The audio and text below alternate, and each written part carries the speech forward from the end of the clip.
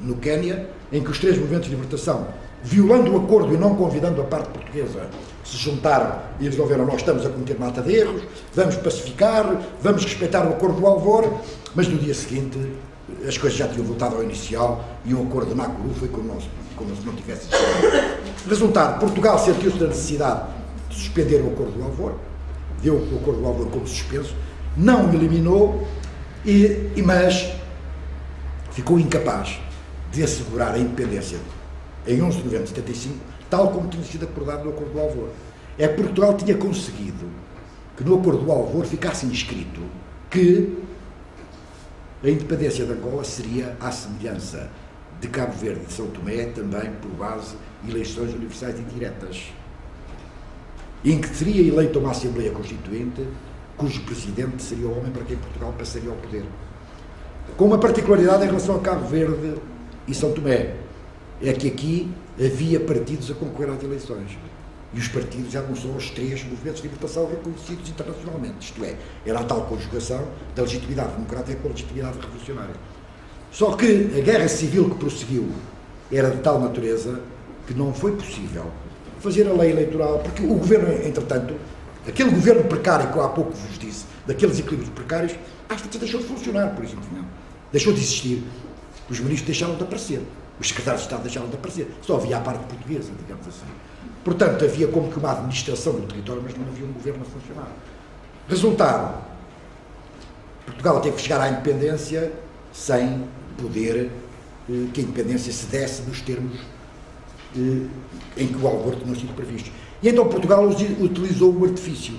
Quando chegámos a 11 de novembro de 75, a situação aqui em Portugal era uma situação também extremamente frágil, como se lembram, foi as vésperas do 25 de novembro. E havia aqui a ideia de que o Conselho da Revolução se estava a preparar para reconhecer o poder do MPLA, o que nunca tinha sido sequer ventilado pelo Conselho da Revolução.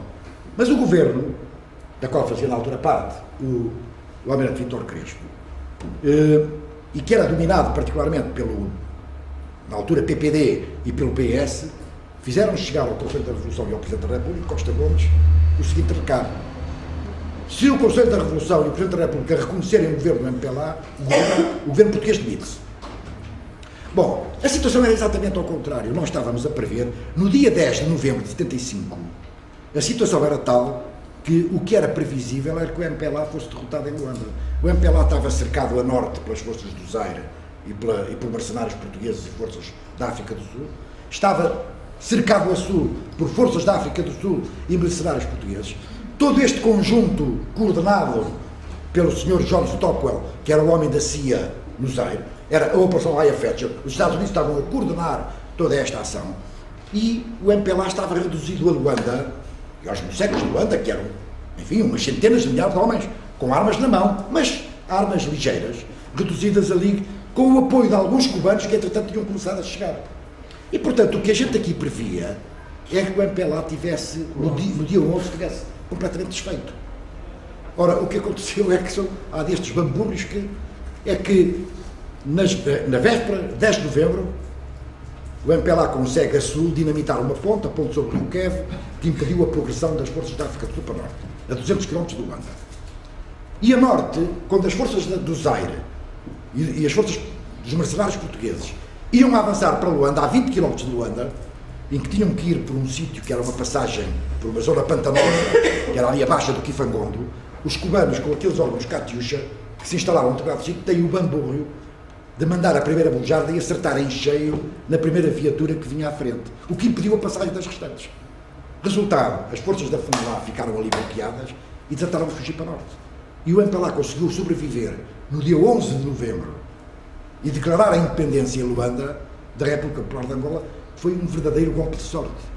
Aliás, a situação era extremamente confusa. O almirante Vítor Crespo devia nesse dia ter seguido para Luanda para fazer a declaração do Estado português, que era, aliás, a declaração era feita pelo Alto Comissário, mas para representar o governo português, na decisão que tinha sido tomada por Costa Gomes, que era a seguinte: não se transfere o poder para nenhum dos movimentos de libertação, nem para nenhum governo, nós só transferimos o poder para um governo se for representativo dos três movimentos de libertação. como isto não aconteceu, a declaração de transferência do poder do Presidente Costa Gomes foi a seguinte: Portugal transfere o poder para o povo angolano.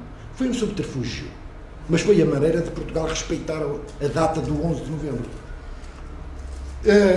O MPLA declara a República Popular de Angola em Luanda, e no mesmo dia a UNITA e a FEDELA declaram, cá embaixo do ANGO, antiga Nova Lisboa, a República Democrática de Angola, a RDA. Só com uma diferença: é que no dia seguinte a UNITA e a FEDELA já tinham entrado em confronto um com o outro, e a República Democrática de Angola durou um dia, ao passo que a República Popular de Angola durou até hoje.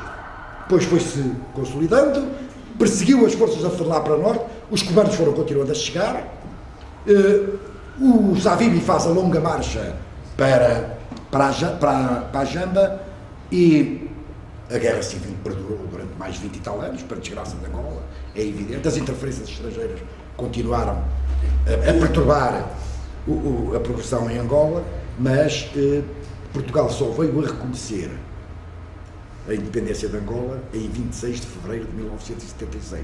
O que foi trágico também depois para as relações de Portugal-Angola, mas foi muito tardiamente. Aliás, já várias dezenas de países tinham antes disso. O primeiro a reconhecer a República Popular de Angola foi o Brasil, com a sua capacidade de antecipação. Eu vou terminar só deixando mais a seguinte indicação.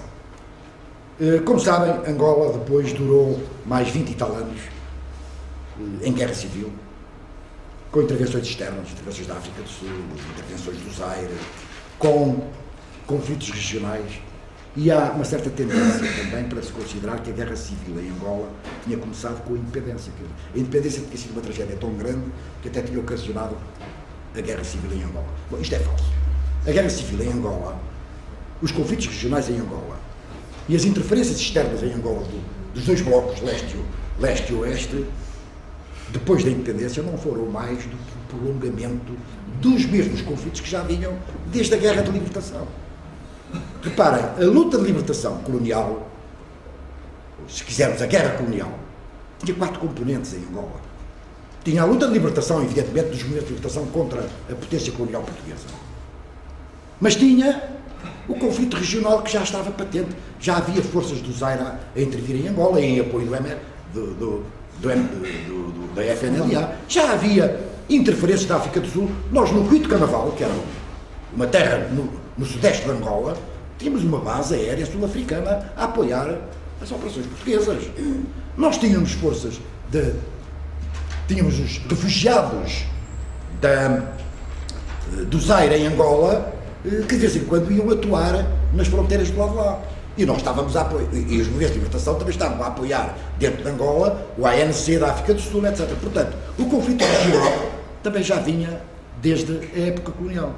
O conflito leste-oeste era óbvio desde o período colonial, com o Ocidente a apoiar a FEDELA e Portugal, com a China a apoiar a UNITA, com o Bloco Leste a apoiar o MPLA. E a guerra civil, a célebre guerra civil, era já uma realidade em Angola durante a guerra colonial. Reparem, eu já vos chamei a atenção para os 3 movimentos de libertação que se reguiavam uns aos outros. Que era isto, não guerra civil. Mas pior é, as Forças Armadas Portuguesas eram constituídas em quase 50% dos seus efetivos por militares angolanos recrutados em Angola. Compulsivamente, era óbvio. E que estavam em guerra contra os seus compatriotas dos movimentos de libertação. Ora, a lógica da guerra civil, das intervenções estrangeiras, de conflitos regionais que depois se prolongaram após a independência, não são mais do que estes conflitos que já vinham desde o tempo da guerra colonial. Se virem a lógica da guerra civil entre o MPLA e a UNITA, e inicialmente também com a FEDELA, depois da independência, não é mais do que o prolongamento da guerra que já existia entre os movimentos de libertação. Portanto, as guerras civis em Angola, e depois em Moçambique também, com a Renamo, etc., mas particularmente em Angola, o conflito regional e as interferências externas não começaram com a independência. Agravaram-se com a independência, mas têm as suas origens no período colonial. Eu peço desculpa, mas havia tanto para dizer, e eu vou terminar e agora dou-vos a palavra.